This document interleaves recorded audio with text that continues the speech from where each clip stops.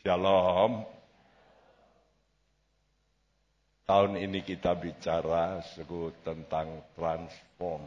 Transform itu artinya transformasi. Ya, transformasi bukan reformasi.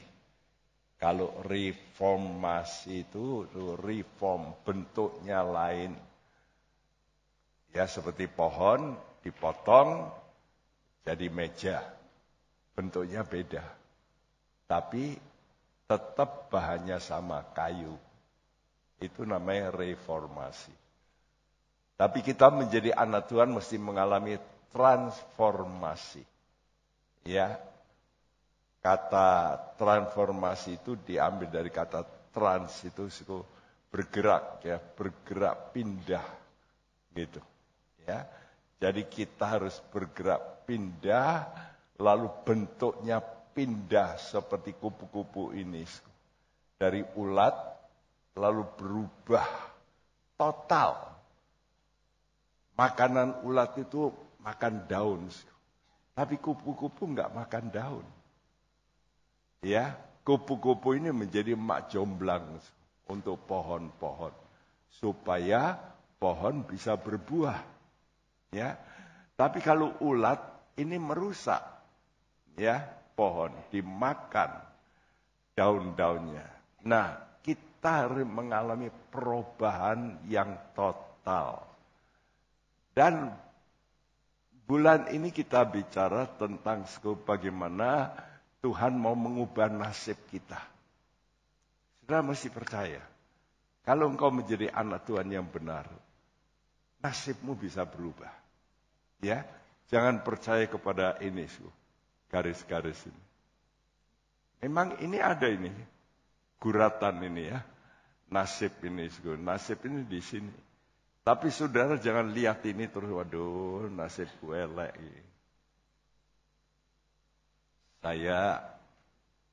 Engku saya itu suhu, rambutnya panjang dulu sampai ke bawah. Laki ya, dan dia suka bertapa ya. Lalu dia lihat tangan saya, waduh kamu ini nanti sakit-sakitan katanya. Ya, dulu memang ya, saya sakit-sakitan waktu muda. Tapi setelah melayani Tuhan bukan tambah sakit-sakitan, tambah sehat. Amin. Jadi nasib bisa diubah. Jangan percaya kepada nasib, wah aku apa syuku ini babi. Ya. Kalau babi nanti dipotong, ya, coba jadi. Jangan sudah percaya horoskop dan sebagainya, hari-hari weton dan sebagainya, jangan percaya. Sudah mesti percaya Tuhan bisa mengubah nasib Anda. Ya, nah ini penting sekali, saudaraku. Saya mau memberitahu kepada saudara cerita, ya. Dan hari ini kita bicara tentang bagaimana kita mesti pergi, ya. Kalau saudara mau menjadi orang yang punya warga negara yang beda, saudara mesti pergi lebih dulu. Pergi, ya. Kalau nggak pergi, nggak bisa. Misalnya sudah mau jadi warga negara Amerika, saudara mesti pergi ke Amerika, mesti pindah. Betul? Dan saudara mesti belajar bahasanya. Ya, kalau mau jadi warga negara. Kecuali saudara sebagai pengunjung. Tapi kalau mau menjadi warga negara, mesti pindah. Ya, itu kewajiban. Ya. Jadi kita melihat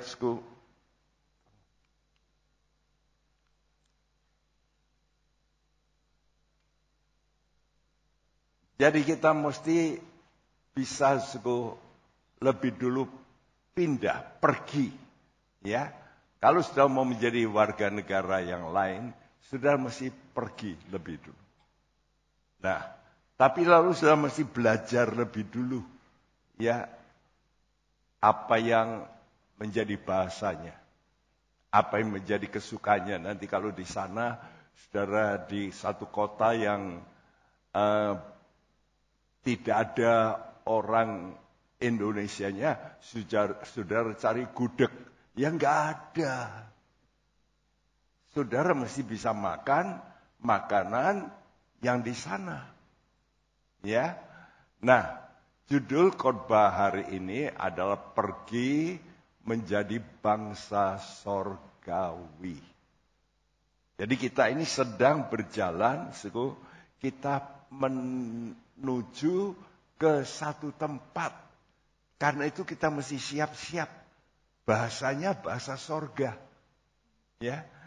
Karena itu saudaraku yang belum penuh Roh Kudus, saudara bisa minta supaya salah satu bahasa sorga itu bahasa roh. Itu bahasa sorga, yang kita tidak ngerti, tapi Tuhan ngerti. Dahsyat. Ya, saudara, saya mau ceritakan dulu, nanti saudara baca di rumah kitab Rut. Ya, kitab Rut ini luar biasa.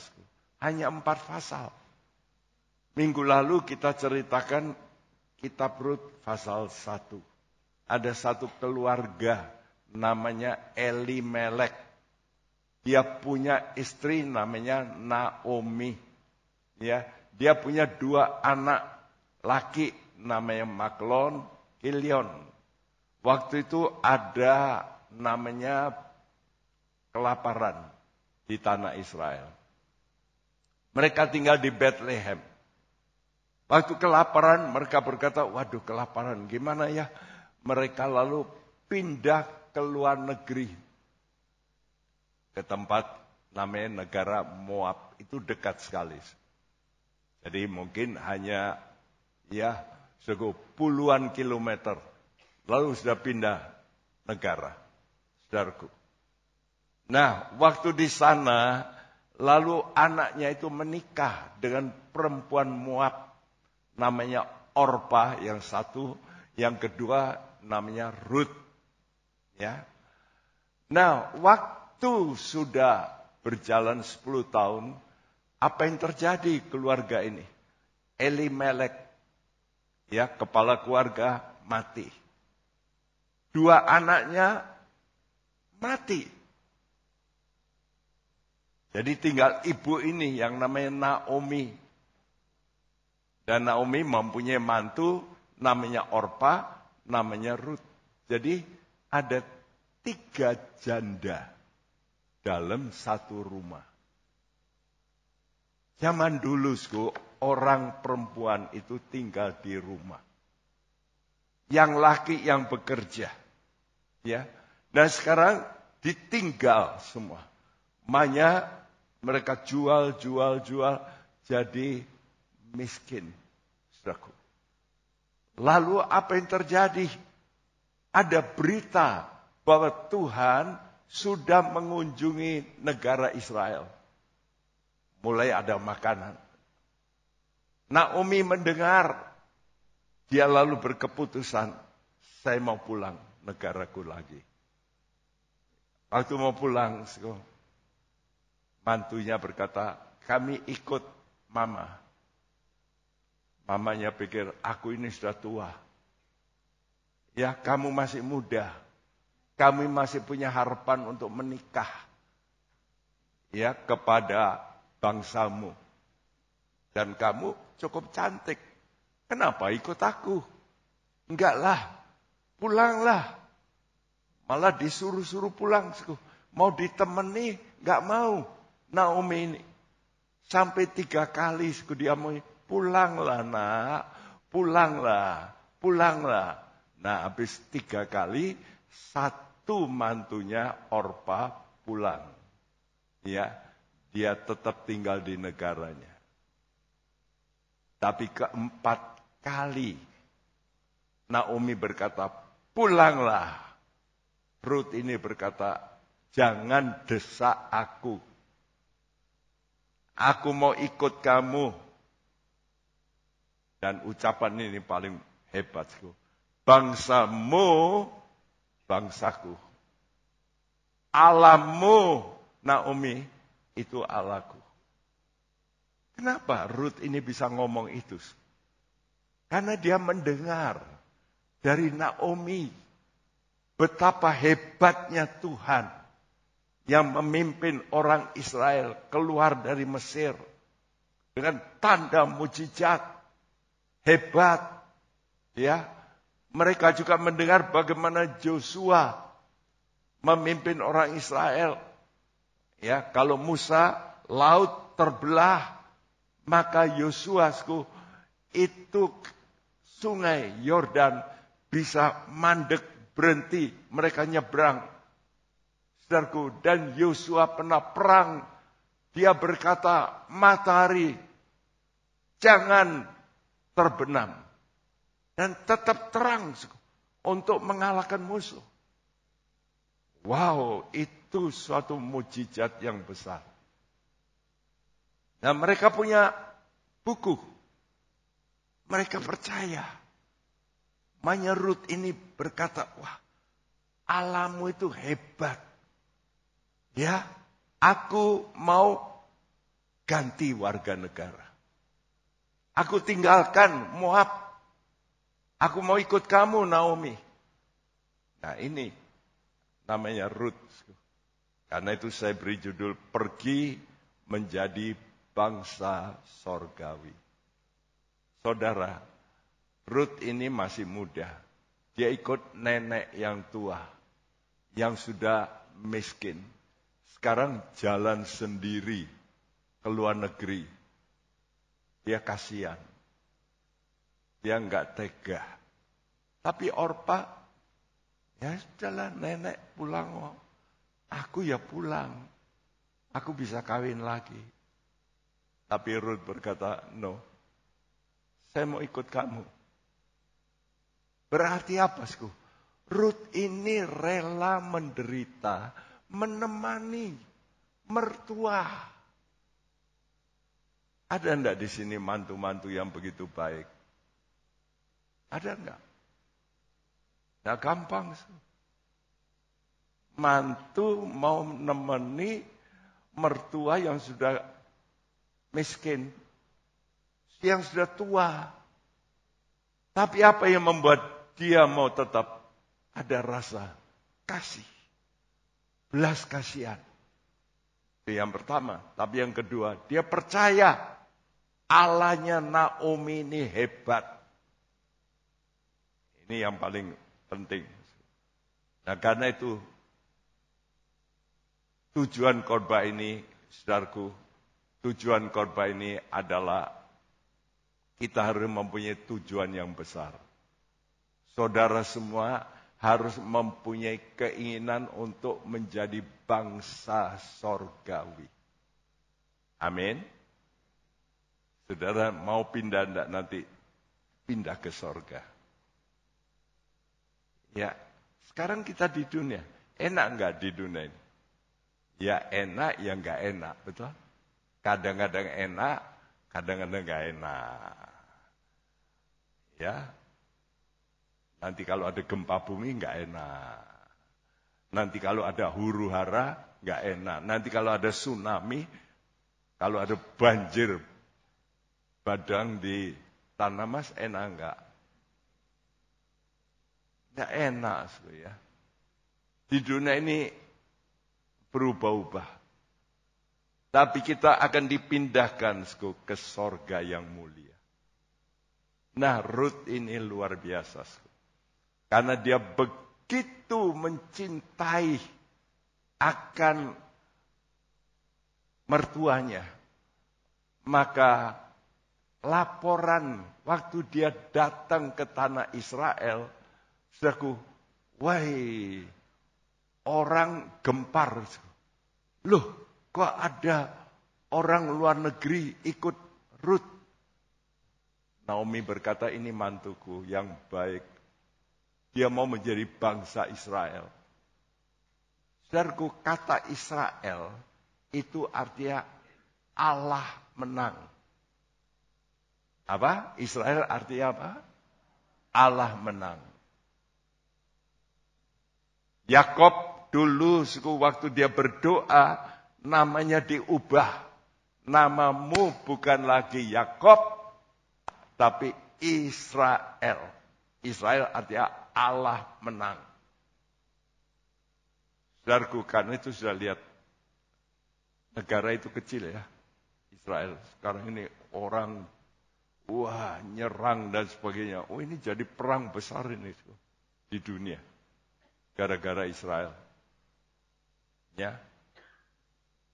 Benar, ini suatu perang yang meluas sekarang. Dan harga begitu naik semua. Karena Israel diserang lebih dulu. Dia balas. Jadi ya geger dunia ini. Saudara, coba dibacakan Rut pasal 2 ayat 11 bagaimana nanti Rut ini datang ke negara Israel, lalu dia pergi ke satu ladang gandum dari seorang kaya raya yang namanya Boas. Coba bacakan Rut 2 ayat 11. Boas menjawab, telah dikabarkan orang kepadaku dengan lengkap segala sesuatu yang engkau lakukan kepada mertuamu sesudah suamimu mati. Dan bagaimana engkau meninggalkan ibu bapamu dan tanah kelahiranmu, serta pergi ke suatu bangsa yang dahulu tidak engkau kenal. Ya, kamu pindah ke satu bangsa yang kamu tidak kenal. Ya, engkau meninggalkan tanah air kelahiranmu. Ini artinya rela menderita. Dia mesti menyertai seorang yang sudah tua, jalan kaki ke luar negeri. Bisa berhari-hari, berminggu-minggu. Nanti kalau dulu enggak seperti sekarang, ya, jalan itu enggak ada petunjuk. Ya, enggak ada orang jualan di tengah jalan. Enggak ada. Ya, jadi betul-betul susah sekali. Pergi ke luar negeri, berdua saja. Wanita lagi. Nanti kalau ada rampok bagaimana? Tapi tekad. Kenapa? Karena iman. Percaya. Karena itu rela menderita. Pergi kepada satu bangsa yang dulu kamu tidak kenal. Kenapa? Karena Rut mendengar cerita dari Naomi tentang bangsa Israel. Keluar dari negeri Mesir dengan mujizat. Ya, masuk tanah Kanaan dengan mujizat. Nah, itu namanya iman. Kita harus punya iman. Iman itu anugerah Allah yang Tuhan berikan kepada orang yang mau dengar firman Tuhan lalu percaya perkataan Tuhan itu benar. Nah, kalau sudah mulai percaya apa yang Tuhan katakan ini benar, nanti akan terjadi juga mujizat-mujizat yang terjadi dalam hidup Anda. Ini sudah kami alami. Kami berdua mengalami begitu banyak mujizat. Anak-anak kami semua mengalami mujizat. Ya. Baik Nika, Milka, Vera itu semua mengalami mujizat. Ya. Pernah sakit. Ya. Anda tahu 3 tabrakan semua putus. Ya. Milka 2 putus. Kakinya itu patah 2. Nika berat, ya. Tumitnya itu remuk. Tangannya, syarafnya putus. Nggak bisa begini. Bisanya cuma begini, tapi nggak bisa begini. 4 bulan. Vera juga putus di sini. Dan satu hari kami berdua harus melihat anak kami berbaring 3, berdarah-darah. Gak gampang hidup itu. Tapi kami percaya ada kuasa Tuhan. Milka itu hampir dipotong kakinya. Hampir. Kenapa? Karena sudah dioperasi di Solo, ternyata kotor.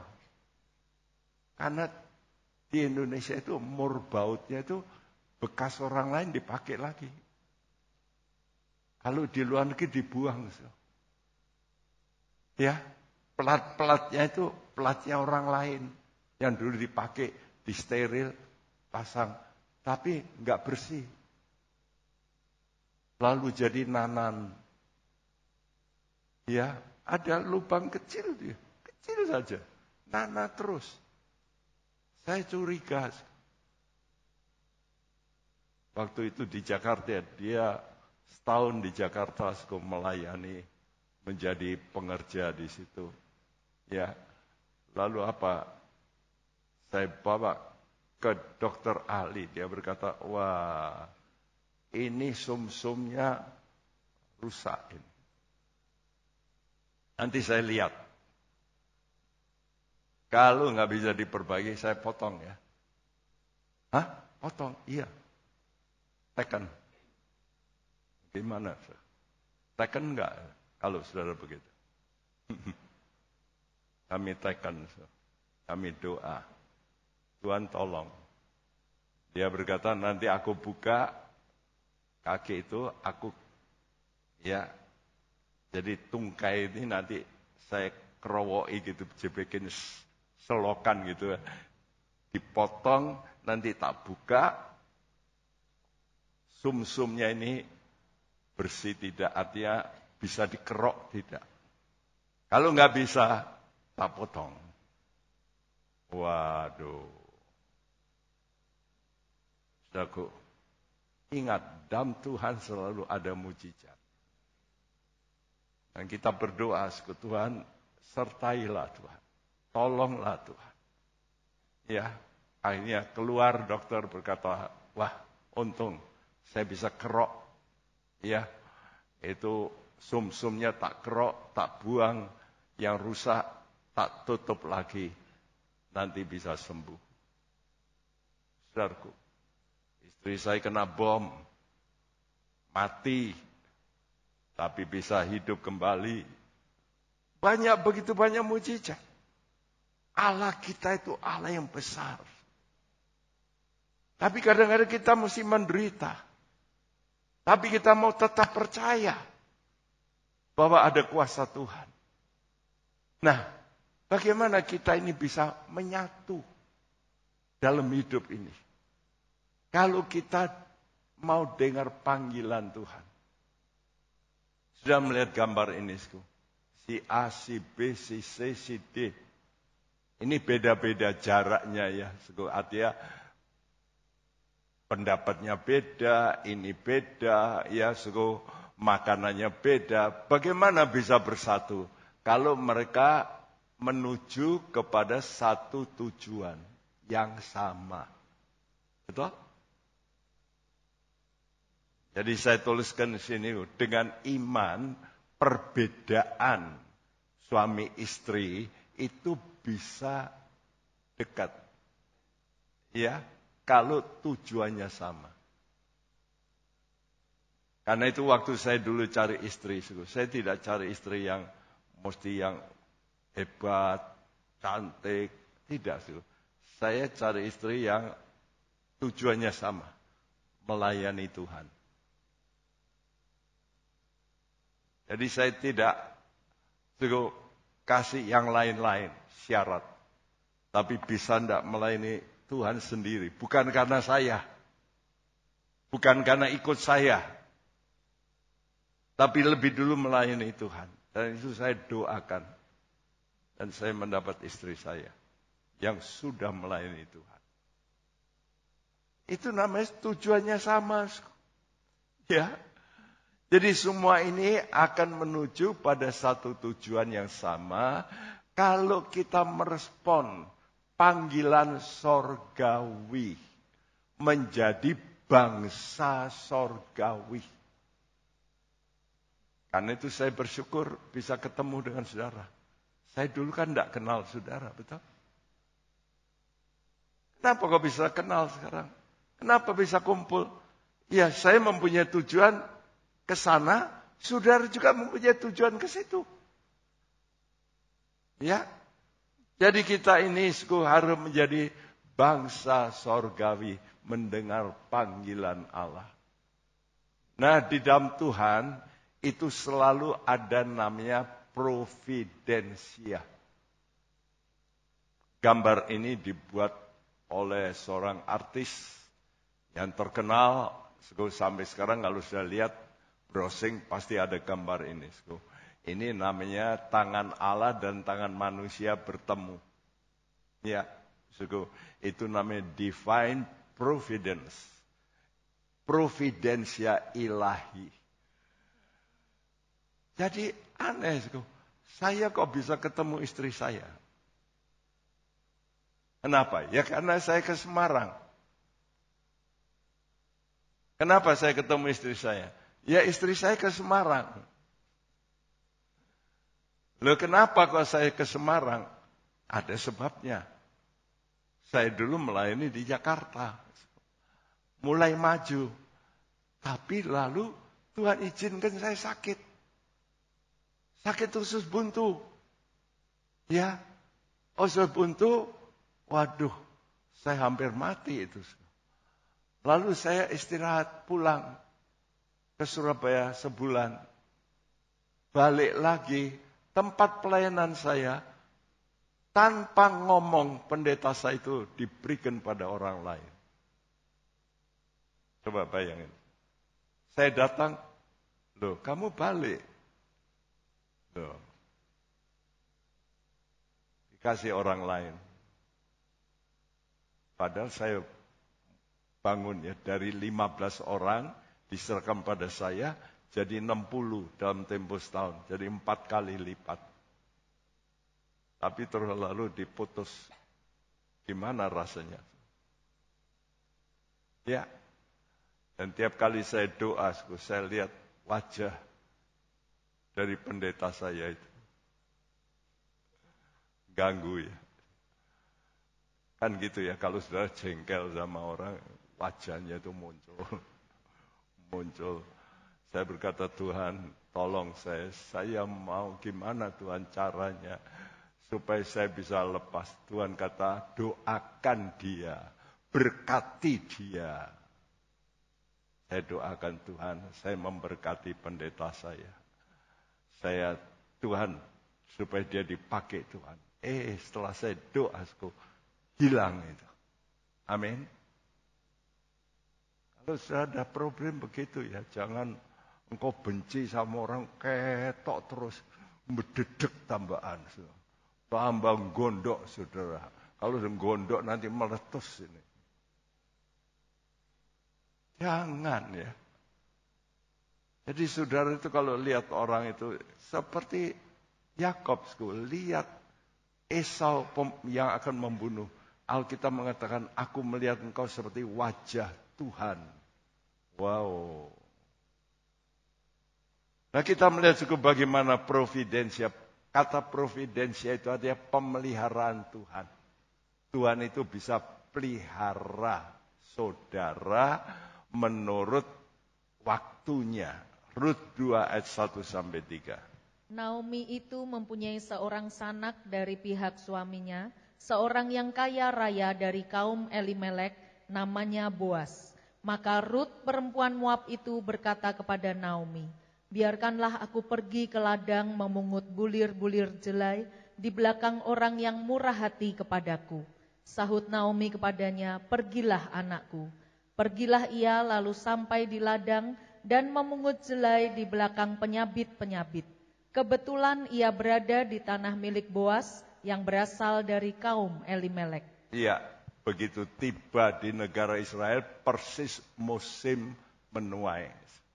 Nah karena sudah miskin, maka ada aturan di Israel, kalau musim menuai, orang yang miskin itu boleh ke ladang orang lain memungut yang kececer-cecer.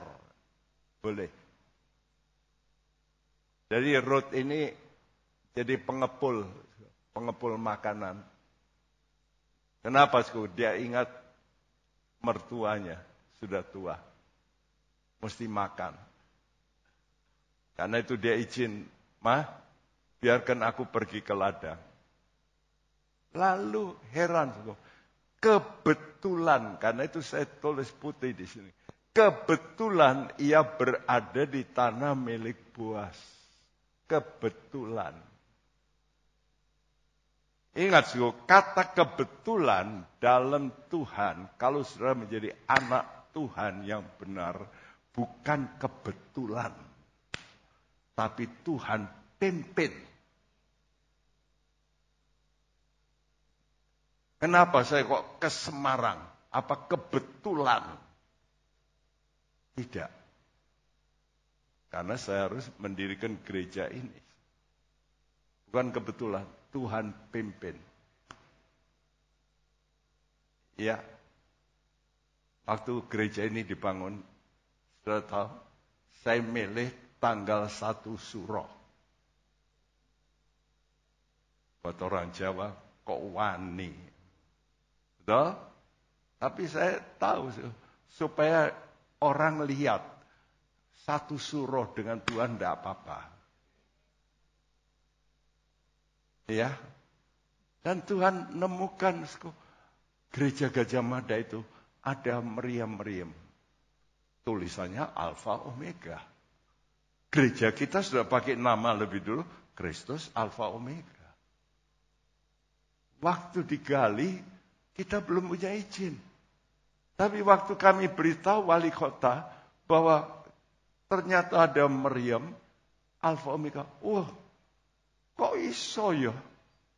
Cocok ini untuk gereja Teken. Heran enggak? Apa itu kebetulan? Tidak loh. Tuhan itu tahu. Saya tuliskan kata kebetulan bukan tanpa campur tangan Tuhan.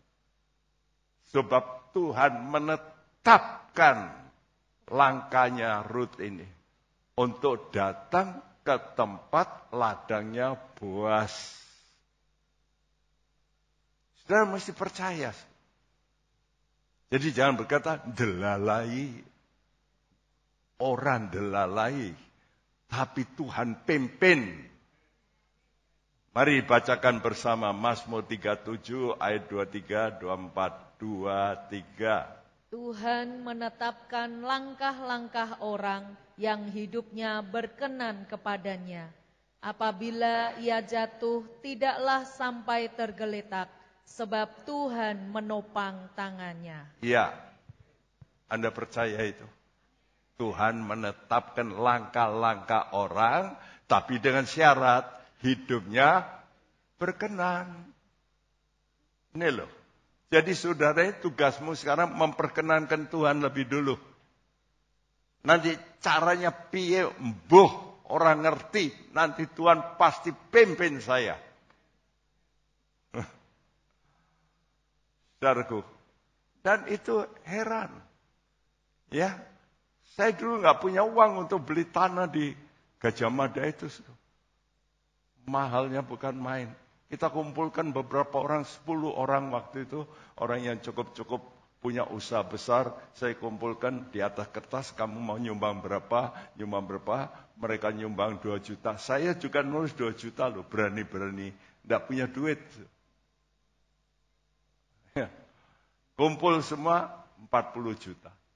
Tanahnya harganya 225 juta. Tapi ya, tapi saya waktu di Jakarta ada konglomerat tuh yang saya kenal, saya lalu terdorong ke sana. Saya berkata, saya mau pinjam. Bukan minta, pinjam. Dia orang kaya, benar. Pinjam, tapi dikasih cek loh. Ya, cek mundur artinya kalau saya mesti bayar, kalau belum saya kena. Tapi dengan iman saya lakukan. Ya, 1 tahun selesai. Hebat enggak? Persis mau beli, ternyata yang jual itu mau batalkan. Kenapa? Kenop. uang dipotong separuh. Loh kok iso pas toh ya? Yang jualnya berkata, enggak jadi. Loh gimana? Sudah di hadapan notaris. 15 November. Kenop. Uang dipotong separuh. Kok bisa persis? Tuhan menetapkan langkah-langkah orang yang hidupnya berkenan. Nah, Ruth tadi ada laporan, kamu ini wanita yang waduh hebat. Cinta sama mertuamu. Aku dengar gimana kamu ini mau rela menderita menemani mertuamu. Ya, saudaraku, hidup berkenan kepada Tuhan kalau spiritmu itu benar. Batinmu itu loh. Ya, jangan batin kita beda, dengan apa yang di luar. Mesti sama. Ya, seperti Mazmur 51 ayat 8a berbunyi. Sesungguhnya engkau berkenan akan kebenaran dalam batin. Nah, Tuhan itu melihat batinmu loh. Ya, batinmu apa sebetulnya? Jujur enggak? Tulus enggak? Benar enggak? Kalau batinmu benar, maka Tuhan itu oke. Kamu ini akan melakukan kehendak Allah. Ya, engkau berkenan. Nah, kehendak Allah apa? Sebetulnya jiwa-jiwa supaya selamat. Saudara yang mau jadi bangsa sorga, Tuhan panggil saudara, supaya saudara ini kan sudah diselamatkan. Nah, saudara mulai mikirkan orang lain. Seperti Ruth ini loh. Dia mikirkan siapa? Mertuanya. Ya, mertuanya yang sudah tua ini. Dia mesti memberi makan.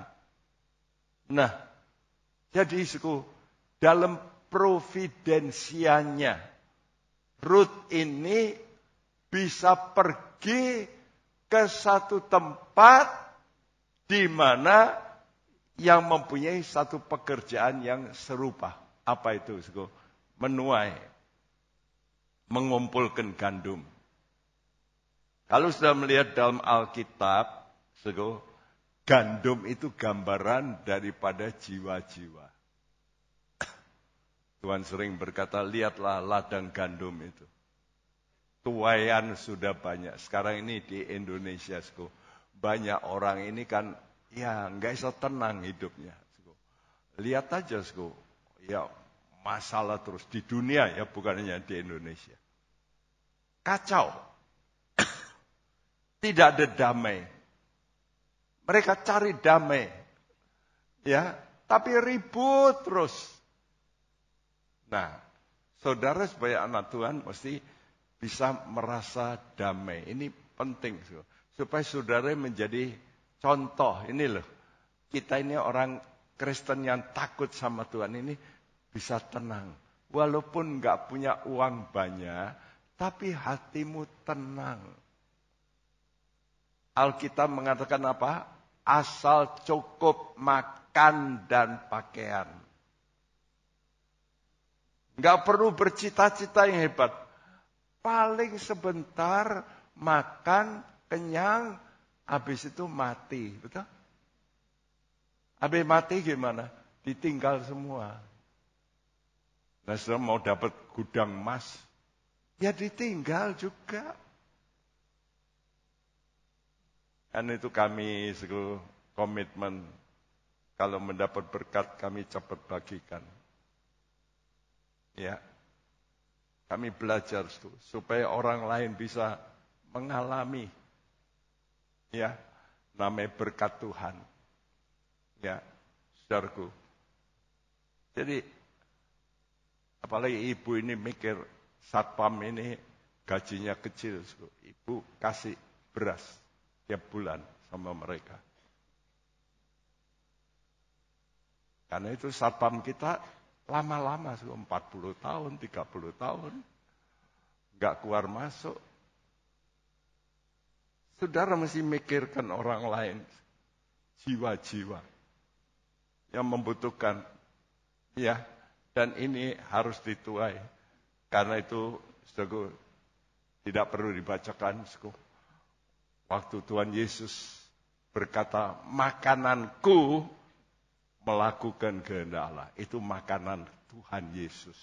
Jadi kalau saudara mau memberikan Tuhan Yesus itu senang, saudara mesti kasih makanan. Senang enggak kalau saudara dapat makanan dari orang lain? Senang ya. Kalau gereja kita ada, ayo acara makan gitu, kan senang. Siapa enggak suka makan? Tuhan juga suka makan loh. Tapi makanannya bukan selembar roti, Tuhan, ini loh untuk Tuhan, roti Tuhan yuk. Enak iki roti, lapis legit. Bukan. Makanan Tuhan itu kata Tuhan, kalau engkau dan saya melakukan kehendak Allah. Dia senang, dia berkenan. Ya, jadi kalau saudara mau melakukan kehendak Allah, apa kehendak Allah? Ini kata Tuhan, lihat sekelilingmu, pandanglah ladang-ladang sudah menguning dan matang untuk dituai. Heran saat ini kalau sudah lihat, banyak orang dari yang lain, dari seberang, lalu bisa percaya Yesus melalui mimpi. Ya, begitu banyak orang didatangi oleh Tuhan Yesus. Ayo, saudara berdoa, Tuhan, supaya negara Indonesia ini damai, Tuhan. Jangan kisruh terus. Presidennya sudah baik, ya kisruh. Aneh. Ya, saya bilang, nah Tuhan Yesus aja baik, ya kisruh kok. Betul? Musa itu apa enggak baik? Ya kisruh juga. Manusia itu karena ada iblis yang ngutik-ngutik terus. Tapi kita percaya satu kali Tuhan akan datang menghabiskan semua yang enggak benar. Setan itu. Saudaraku. Nah, jadi dengan pimpinan Tuhan, saudaraku, Rut ini lalu bisa masuk ke ladang Boas. Saudara sekarang masuk ke ladangnya Tuhan. Ini namanya ladangnya Tuhan. Apa ladang Tuhan? Saudara mesti juga ikut partisipasi membawa jiwa. Jadi coba teman-temanmu yang kacau, galau, coba didoakan. Lalu saudara ajak, ayo kenal Tuhan Yesus. Itu tugas kita. Nah Tuhan senang kalau begitu ya. Nah, waktu Rut ini datang ke tempat ladangnya Boas, orang kaya ini. Orang kaya ini melihat dan dia dengar kabar Rut ini, waduh, menantu yang luar biasa baik. Ya, padahal Naomi itu masih keluarganya orang kaya ini. Dia ngerti, karena itu dia berkata, Rut, kalau begitu kamu jangan pergi-pergi. Ya, kamu boleh ikuti hamba-hambaku yang sedang nyabit. Kalau kececer, kamu boleh ambil. Ya, dan pesan, kamu jangan dekat-dekat dengan yang laki-laki. Jadi kumpullah dengan hamba-hambaku yang perempuan. Dan kamu tetap di sini, jangan pergi ke tempat lain, karena aku kasih kebebasan untuk kamu mengambil ceceran-ceceran. Wow. Ya. Jadi menjaga pergaulan yang kudus.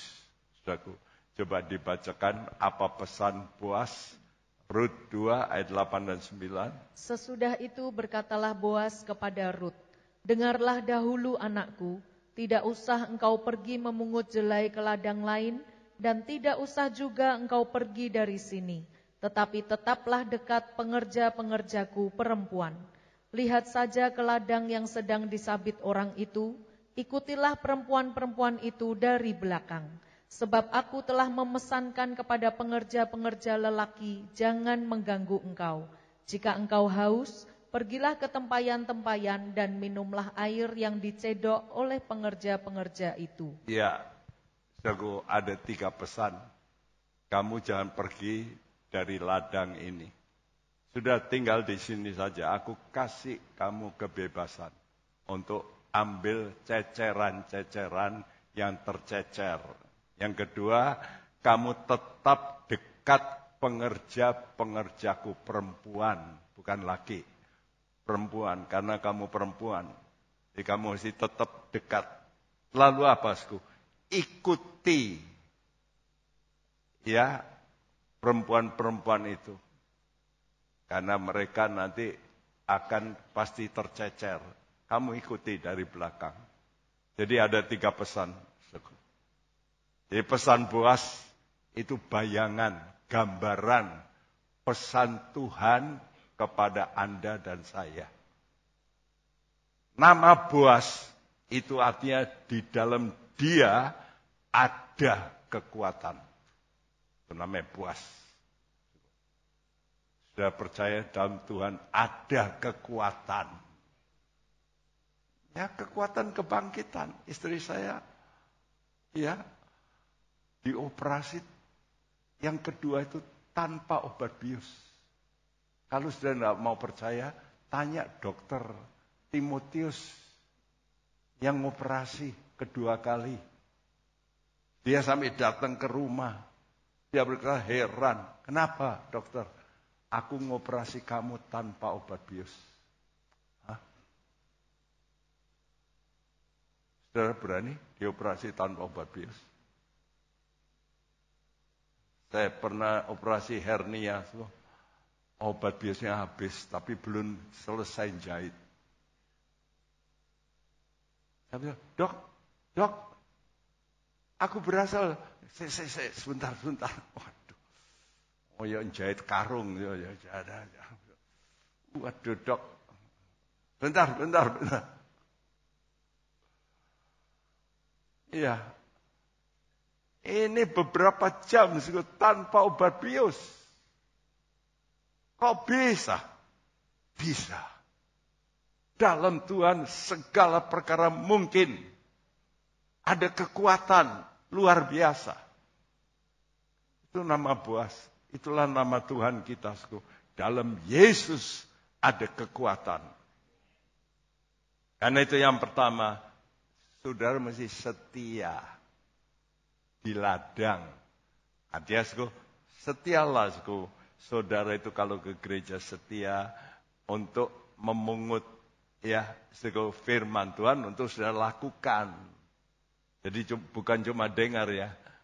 Ini pesan saya, coba beritahu pada teman-temanmu yang susah, engkau doakan. Yang sakit, engkau datangi, doakan. Loh, itu mesti Pak Bekti. Ora. Tuhan yang bisa pakai Anda. Percaya? Dicoba. Kalau amin, dicoba. Kalau temanmu sakit, engkau doakan dalam nama Tuhan Yesus. Sembuh. Loh, kok sembuh ya? Loh, iya. Tuhan yang membuat. Ya, ada kuasa Tuhan. Tiap anak Tuhan mesti bergerak. Ya, yang kedua, kita mesti bersekutu erat. Karena itu ikutlah komsel. Ya, seperti tadi. Ruth, kamu tetap kumpul dengan hamba-hambaku perempuan. Persekutuan yang kudus. Ini bukan berarti sudah nggak boleh kumpul sama laki. Boleh. Di komsel kan ada laki, ada perempuan. Tapi dalam kekudusan. Yang ketiga dikatakan ikuti. Nah, ikuti ini artinya engkau ikuti teladan yang bagus. Jangan yang nggak baik. Ya. Tapi yang terakhir luar biasa. Ini yang membuat puasku. Wow.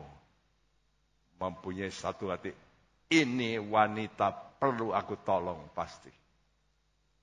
Kapan? Waktu Boas berkata begitu, Rut langsung dia merebahkan diri. Sujud menyembah. Ya. Nah, ini luar biasa. Anak-anak Tuhan yang sejati mesti suka berdoa. Karena itu di sini ada doa-doa. Ya, coba Anda hari Sabtu di sini ada doa, coba sudah datang. Coba belajar sujud pada Tuhan. Kenapa?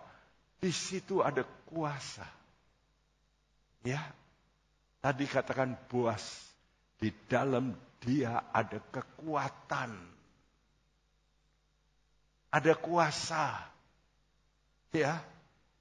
Nah, waktu Rut mendengar kata-kata Boas tadi, apa yang reaksi Rut? Rut 2 ayat 1. 10.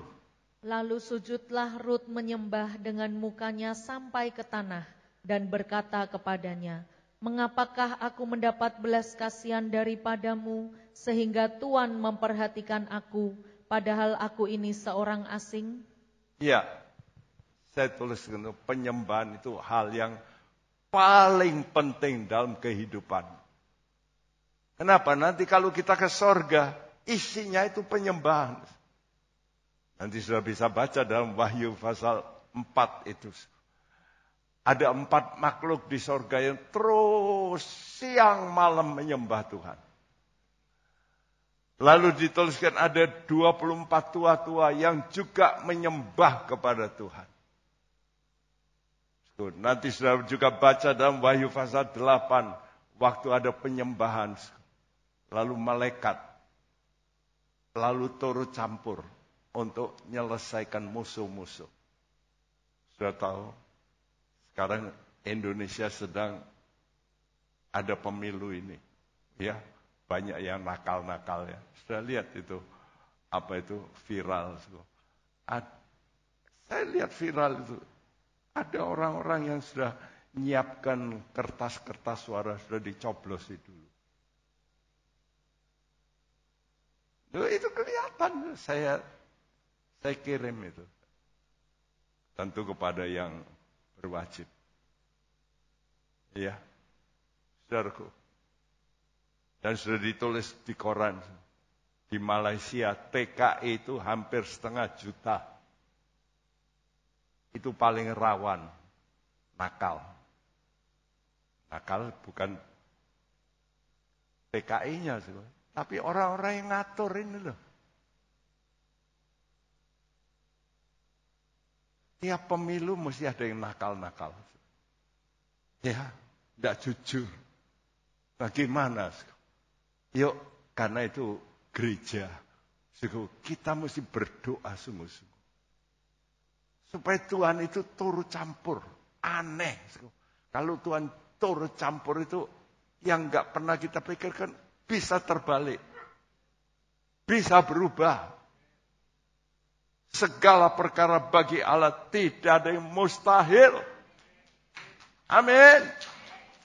Kita mesti yakin Tuhan pasti memberi nanti presiden yang baik untuk Indonesia. Supaya rekayasa itu dihapus. Dengan apa? Dengan doa. Nanti kalau sudah baca Wahyu pasal 8 ini heran. Ya, nanti kalau caranya Tuhan menghukum dunia itu. Seperti yang terjadi tsunami dan sebagainya. Wih, ya gempa bumi ya. Tuhan itu bisa ngalahkan yang musuh-musuh itu gampang. Dulu orang Israel kalau perang, mereka kalah persenjataan. Lalu Tuhan kirim apa? Kirim tawon.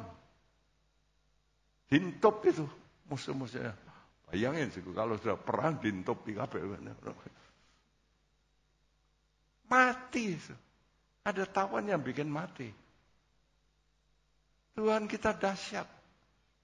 Dia bisa pakai alam ini untuk bicara. Ya. Karena itu penyembahan Rut ini menunjukkan ketidaklayakan dirinya. Jadi kalau dia diberi hak begitu, dia tersungkur. Ya, aku nggak layak. Kenapa? Karena menurut aturan memang hukum Israel waktu itu. Orang Moab itu nggak boleh masuk menjadi bangsa Israel. Bahkan sampai 10 keturunan tidak boleh. Wih. Tapi ini kok dikasih anugerah. Ini namanya perkecualian. Makanya dalam hidup saudara, kadang-kadang orang lain nggak bisa. Saudara kok bisa? Namanya saudara dikasih apa? Perkecualian. Amin. Mau dikasih perkecualian oleh Tuhan? Aneh ya. Orang lain gak bisa lulus. Aku kok bisa? Loh aku ini ya gak terlalu pintar. Kok ya iso? Namanya apa? Bejo. Hoki. Betul? Anugerah. Kenapa sih? Karena sudah merendahkan diri. Rut merasa anugerah. Karena apa? Belas kasihan dari Boas. Waduh, perempuan ini begitu baik sama mertuanya. Aku kasihan. Oke, kamu bebas. Ngambili ceceran-ceceran. Aku memberitahu pada pegawaiku, gak boleh kamu dimarahi. Waduh, dapat hak. Hei saudara, saudara mesti merasakan engkau diberi hak yang khusus oleh Tuhan. Kalau engkau cinta Tuhan, karena itu Rut berkata, Tuhan Boas, engkau begitu memperhatikan saya. Ya, apakah sudah pernah rasakan, Tuhan, engkau begitu cinta pada saya, memperhatikan. Kalau saya lihat hidup saya juga, dari saudara-saudara saya kok diperhatikan lebih daripada saudaraku yang lain. Saya berkata, Tuhan, engkau beri saya satu perkecualian. Terima kasih Tuhan. Sehingga kita ini bisa makin bersyukur. Sangat indah kalau engkau diperhatikan oleh Tuhan. Betapa indah kalau ada masalah, engkau diperhatikan oleh Tuhan. Mari kita mau berkata, Tuhan terima kasih. Terima kasih Tuhan. Saya percaya semakin mulia kita akan diubah oleh Tuhan. Mari kita mau datang pada Tuhan.